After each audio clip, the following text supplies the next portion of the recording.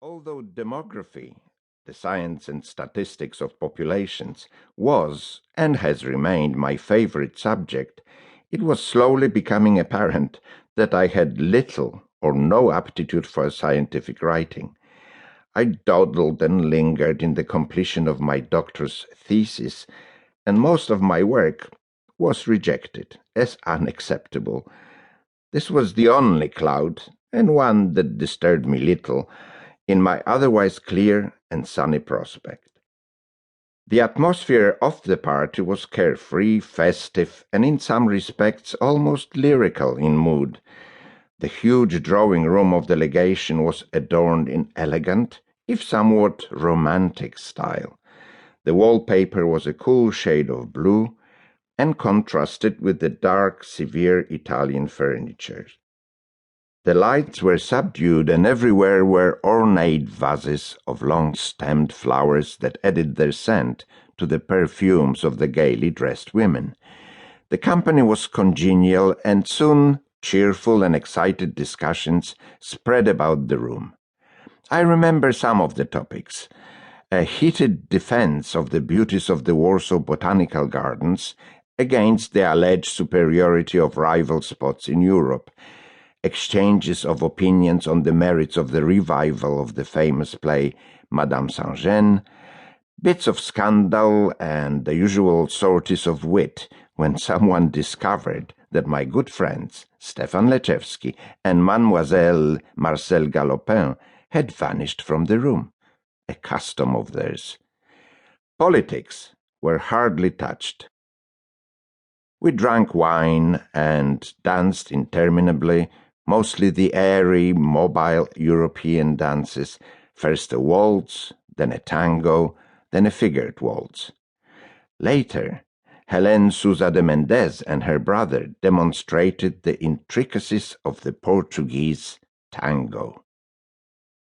During the course of the evening, I made a number of appointments for the following week.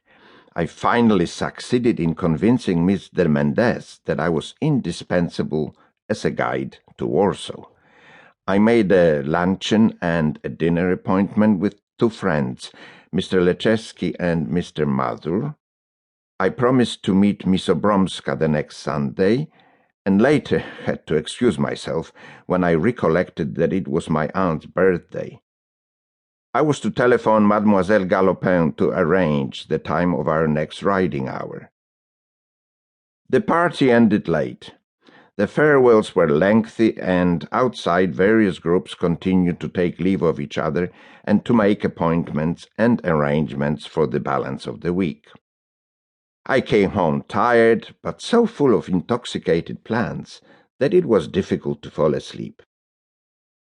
It seemed my eyes had hardly closed when there was a loud hammering on the front door. I dragged myself out of bed and began to walk down the steps, breaking into an angry run as the hammering increased in volume. I yanked open the door. An impatient, surly policeman standing on the steps handed me a slip of red paper, grunted unintelligibly, and turned away. It was a secret mobilization order. It informed me that I was to leave Warsaw within 4 hours and to join my regiment.